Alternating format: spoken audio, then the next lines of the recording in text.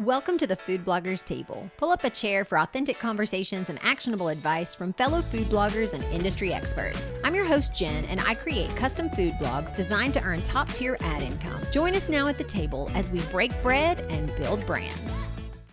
I'm going to mention something that may be terrifying, the silent killer of your site. The question is, what is the silent killer of your site? Well, that's site speed. If your site speed is garbage, nobody's going to come to your site. They're not going to stay on your site and they're never going to visit again. If you go to a site and it is blank and scrolling and people can't get on it, nobody is going to stay. What are some of the biggest killers of site speed? Poor hosting, themes, and ads. The big three. The big three. And I know ads is going to be controversial, and I'll discuss it a little bit more. But hosting is probably the biggest factor at first, because if you don't build your house on a solid foundation, that foundation will slowly crumble over time. And if you can't keep up that house, then you can have the nicest house in the neighborhood. But if you built it on top of a sinkhole, it's all going to fall down, right? Yes, exactly. So people go with cheap hosts and they expect fast speeds. Well, those don't go hand in hand. So if you're going to be paying for a slow host, there are several names: GoDaddy, Bluehost, HostGator. They don't focus on really performance. They focus on just bulk selling hosting plans. Now, if you're just starting out and you're not sure where you're going to go with this, then a 1-year plan on Bluehost, sure, because that 1 year, you're probably going to be trying to figure out what you want to do. Exactly. And how to get there. And the beauty of hosting is that you can move anytime. You don't have to run your contract out. Now, obviously, you're going to lose the money that you paid for that time. But if your website starts blowing up and doing really well, that's a good thing. And you're going to want to pay that money to go move somewhere else. Exactly. That's a good problem to have. So you really want a good, solid host starting out. Or if you're growing, which is a good thing, make sure you find a host that can support your growth. Some of them have really nice upfront payments. And then when they renew, they're like 4 or 5 times. And that can be shocking. Surprise. Like the cable company. You're like, yeah, no. That is a very common thing in the hosting industry, promotional rates. They do say it when you're checking out. It's just really small print, like everything. You want a quality host to have a good foundation on top of. And then when you have that, then everything else kind of falls in line. The next thing is themes. This is really important. This is like you have your house foundation, and then you have the framing of your house, which is your theme. Again, if you got really poor quality wood from somewhere, it's not going to stay for very long. So you want themes that are actively optimized, actively developed by the developers. Cadence is probably my favorite. Feast is a good one too, where they use Genesis, which is a framework, but they actively manage their stuff through their own plugin. There are some others. Well, Neve is not bad. Bloxy is pretty good too. You want something that you can tell that they've do updates often. You want to try to stay away from big page builders, Elementor, WP Bakery, Beaver Builder, all this kind of stuff. That is what I would call the old way, where before the block editor in WordPress, those page builders were like a godsend because you could do some really cool things with them. We have moved forward in technology. So finding a theme that is good, it could take some time to find a good theme. It could take some time to change themes. So you have to put that time in. Don't always just look at the theme based off of the aesthetic, the look of it, because that doesn't mean that it's going to be well built. Exactly. Because they can be pretty and terrible. Yeah. So I don't like any themes from ThemeForest. ThemeForest themes typically are poorly coded, or they just throw a ton of plugins in there to get the beauty aspect of it all. So that's a big one. And then it comes down to, we'll talk about ads, but plugins is the next one. It's not the amount of plugins. So quantity is not an issue. It's quality. You can have 100 quality plugins. You shouldn't need 100 quality plugins, but you could have them, and that site could run just as efficient or even more efficient than a site that has only 5 plugins, but they're all bad. So one bad plugin can wreck the house. So you want to stick with plugins that are getting constant updates. They do what you need, and you don't have plugins that are fighting against each other. Yes. You also typically want an optimization plugin unless your host is doing some type of optimization service for you. Some of them charge extra for that, and they have that, so you don't need to mess with it. Other times you're going to need something like a WP Rocket, a Perf Matters is one that we like as well. Some type of page caching plugin. These are paid. There are free ones, but it typically means you have to add like multiple plugins to get all the features. So if you're on a budget, you could do that, but you just have to be careful with how things are set up. Ads is another one, and I know this is probably a topic that might get my head bitten off. I know the business of ads. I've been doing this for a really long time. Every customer that we have is trying to get ads on their site. People expect ads when they go to websites. I think the problem now is the sheer amount of ads has gotten quite a bit out of control. Agreed. And as a business owner that deals with websites, but also a person that frequents the web, the user experience has gotten quite bad. It has. You're exactly right. These ad networks, their best interest is to get as much money and as many ads on your site as possible. Now, that does help your overall revenue generally, but it degrades your user experience. Even some of the best ad networks, if you ever go to some of these sites, I can check my browser memory and it spikes up really high. And some sites will slow my browser down to a halt because of the amount of ads that are coming there. It's not a great experience. So you need to be your biggest advocate for ads and your own user experience. I had some friends that have done a lot of experiments over the years. And if you have affiliate links or a specific affiliate offer on one page, removing the ads off that page actually allows that affiliate offer to convert at a lot higher rate. And you typically make a lot more money that makes off a an lot affiliate of sense. offer than you would, because you're not getting ads that mess with people, that are distracting them. And that's been proven time and time again. So you need to be your biggest advocate of where ads go, how many you have. I don't recommend any above the fold when you first land on a website. You don't want any above the content. You don't want any above the header. All that is like a really bad user experience. And no matter what they tell you, it does slow down your site. Right. Because it's still pulling in information, and it's having to read and understand and process that information before everything else can process. If you've ever looked at ads running in the background from a technical perspective, it's hundreds or thousands of calls to ad servers all over the place. It's called waterfall. And if you don't have those on, if they're off, you can tell an immediate difference. So no matter what they tell you, it does affect your speed. It just does. I do want to talk about the biggest misconception about speed. Although it's important for user experience and it is a factor in SEO, it is not the biggest factor nor the most important thing that you ever have to focus on your site. You want a well-rounded site. You don't want a site that, as you said, is just a blank screen or something just slowly loading. You don't want that, but you don't have to go crazy over site speed. A lot of people are what they call score chasers, and they use Google's PageSpeed Insights tool, which is basically a bot test of your site, and it gives you a score out of 100 on how well you have done your optimization. That system is not speed. I will say again, that is not speed. That is an optimization score based off of a bot going to your website that one time. That is not a human being going to your site. So there is no connection between that score and real user experience. Core Web Vitals is real user experience. They collect that from only Chrome users. So just so you know, it's not Safari users, it's not Firefox users. Right. It is only Google Chrome and only those who allow Google to collect that data. Myself, that is turned off, so they don't collect that data. So the downfall of that is that you could only have people that have slow internet connections being pulled into that system. You don't get to control that, but those numbers do fluctuate often. And it might not be anything that you did on your site. It just fluctuates because they might have pulled in people that are a little bit slower. They might have been just on a slow connection on their phone. They might have bad Wi-Fi at their house. Or it was my parents. I mean, it's just any number of things, right? They could be on satellite, like any number of things you don't know because that data you have no access to. But what people don't realize is that you could have a score in PageSpeed Insights of a 35 and it looks terrible. And it could be almost all ads, but you could be passing Core Web Vitals. That means users actually going to your site are having a good user experience. Your site's not slow, but people focus on the score and they go, I need you to fix this. And I will tell them why. Why are you fixing something that's not broken? You're score chasing. I do it in a little bit nicer way. Right. Like the thing is, if you chase the score, you could actually break something that actually affects real traffic.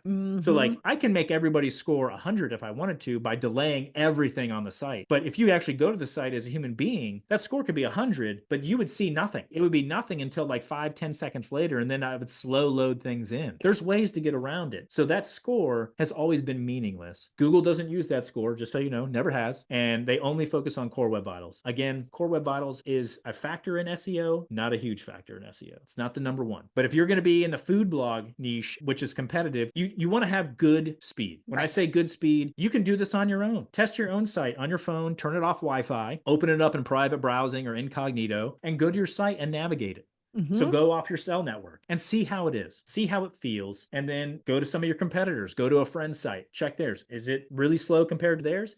If you are meeting or exceeding theirs, then you're good. Site speed is important and you should focus on it, but it's what I like to call as the last mile. You have done all of this work to deliver that Right. content. Your last mile is that, hey, let me focus on the user experience with site speed if I can. Without spending thousands of dollars or hours and hours and hours of work. If you can make some small tweaks that make it incrementally better, good. If you can't, don't worry about it. It's probably not going to affect you in the way that you think it is. But again, that's something you can check regularly by just going to your phone, going to Starbucks and getting on their Wi-Fi or wherever you might go and using your laptop and testing your site. And you always got to be in incognito. You can't do it in the regular browser because you are always on your site. Right. Oh, it's not going to be the same thing. You want to do it in incognito private. Or if you go to a friend's house, use their computer. I've done that before. And they have their computer up and they say, hey, can I check something? They go, sure. You just put your site in. See how it comes up. Sometimes I've found things on my own site where I go, that's not supposed to do that.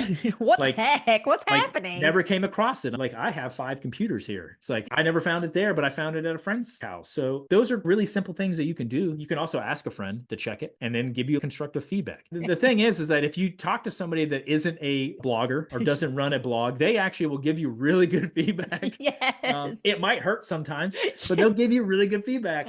And that is actually how a lot of people feel. I think there's kind of a misconception in this industry that if the user experience is bad, somebody will tell you. No, they won't. They just won't come back. That's exactly. They just silently leave, which is why I called this one the silent killer, because yes, I know it's not the most important thing, but it is important if people can't get to what they need to get to. Yeah, I don't want to downplay how I say it. I want people to focus on their site as a whole.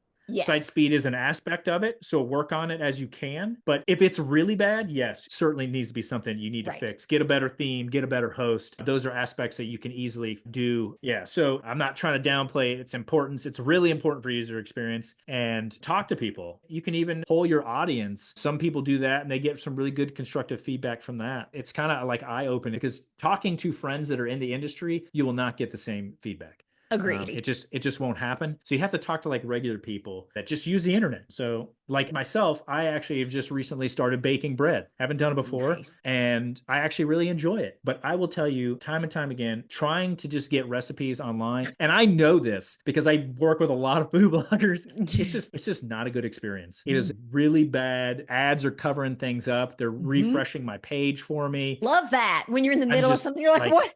What and just it's not happened? even Where am I? It's not even things that you control on your end because the ad company is doing it. Yes. And I'm just like, wow, this is not nearly as good as you would think it is. But people are focused on trying to make as much revenue as they can. It is a business. I get it. Right. But there needs to be like a fine line. I was going to say there has to be a happy medium. Lauren and I talked from Restore 316, and we were talking about how important it is to look at your site on mobile, tablet, and desktop, because majority of the food bloggers, at least that I've worked with, a lot of their clientele is using mobile devices. So if you've got a phone that's this big, you can remove some of the ads specifically for mobile. They can change and do things that are more conducive to a mobile environment, but it's going to take getting honest and looking at it and saying, when you've got your email pop up, your ad pop up, your one that's popping in from the side, the video that's coming up from the bottom, literally can't even find all the X's. That's probably not.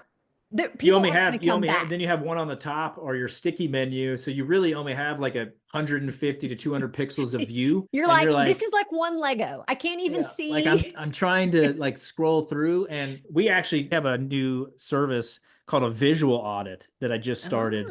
And that is actually what we do. I go through on my phone, screencast it, talking into it, giving feedback, and I do it on desktop. And I do it across multiple pages because I want people to see how a user is seeing it. It's very different from a site owner. You don't see it. And again, as we said, users that have a bad experience will not tell you about it. You might get one person that tells you about it, but the other 900 people won't tell you about it. They will leave. They're not coming back, and they'll go to one of the other 3,000 people that are below you. Like, yeah, exactly.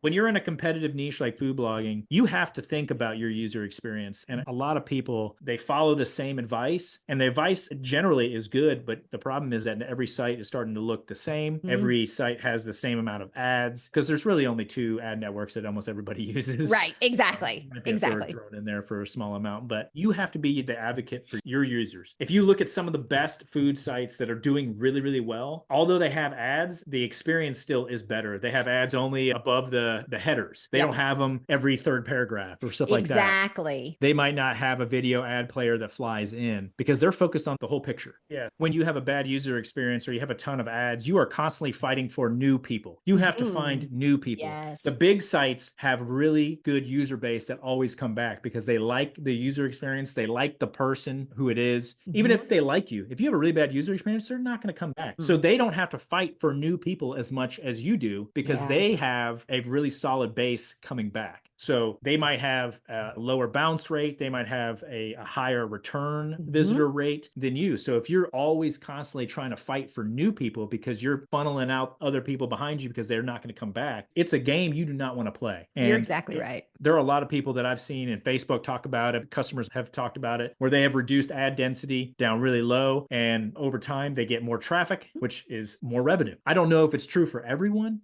but it does make sense. If you have a better user experience, you'll get rewarded for it some way. It's usually not immediate. So you can't just change it today and tomorrow you expect Exactly. 30% more traffic. So it's kind of a long-term play. But again, focus on that user experience. Speed is a user experience. Ad placements a user experience. Focus on that. And when you focus on your users, it generally works out in the end. Again, it can be a long-term game. This is a long-term game, but you will get there and you will do better than others that are just focusing on 4 or 5 opt-ins. Yes. And people are like, I just can't. I just can't. I just got to your site. I have no idea who you are. I'm not going to opt in. Exactly. And I said this in a previous interview and I will say it again. Nobody wants to sign up for a newsletter. I'm sorry. You got to give me something worth my email address. So give me something good. Maybe we'll talk. You got to have a convincing call to action. That's it. Me getting on your newsletter is not going to happen because I'm already on enough that I can't get off of anymore. They just keep putting me back on. The unsubscribe button, people. Yeah. Like I don't need any more emails than I already have. Exactly. So, how can you kind of step in and help people if they're going, I love what you said, but I totally don't want to go the DIY route. I would rather just hand it off to you guys and you take care of it for me. Yeah. So they can typically just reach out to us through our website, like imarkinteractive.com.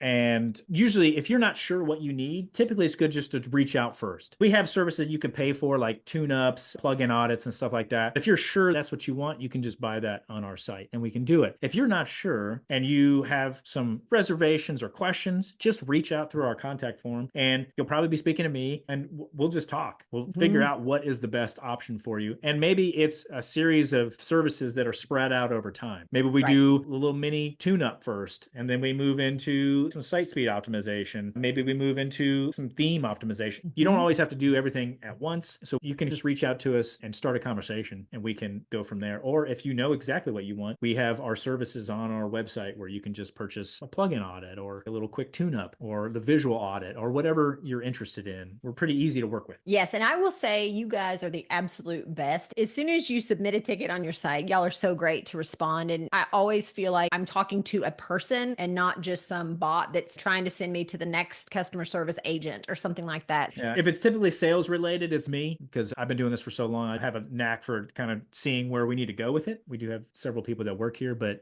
they're mainly ones that are doing work development, stuff like that. Most of the sales stuff is me just because I like interacting with customers. I like seeing what comes in and what something new that I haven't seen. Those are fun ones. Seriously, I cannot speak highly enough about everything that you all do over there. And you all are so affordably priced in comparison to so many other people on the market. And I want to stress that because people that are just starting out, you just run into troubles. Sometimes you do. It's just what happens when you're working on the internet with technology. Technology is great until it's not. And it's just nice to know that you can reach out to Grayson and his team at any point in time, and they're going to take care of you ASAP, honestly. Yeah, I appreciate that. This business was built off of providing affordable and accessible support. This business has been around for 12 years, and that's exactly what it was built off of. People that are just starting out or can't afford a full-time developer can reach out and just get help when they need it. And we have kept our prices relatively the same for many years, even through inflationary periods. We try to make it still as accessible as we can because people need help. And if you go to others that are charging you bottom of the barrel prices, you're going to get bottom of the barrel support. We're not the cheapest. We're not the most expensive, but I pride myself on making sure that people are getting the correct support for what they need and not sold services they don't need. And I will second that because I am not the type of person that would ever encourage someone to do something or try something that I haven't already tried. And I have used your company and your services over and over for my personal blog stuff, for my website design clients. I send them to you anytime because you all are the best. And I want everyone to hear me say that. You can mark this one down. iMark Interactive is where you need to go. Thank you.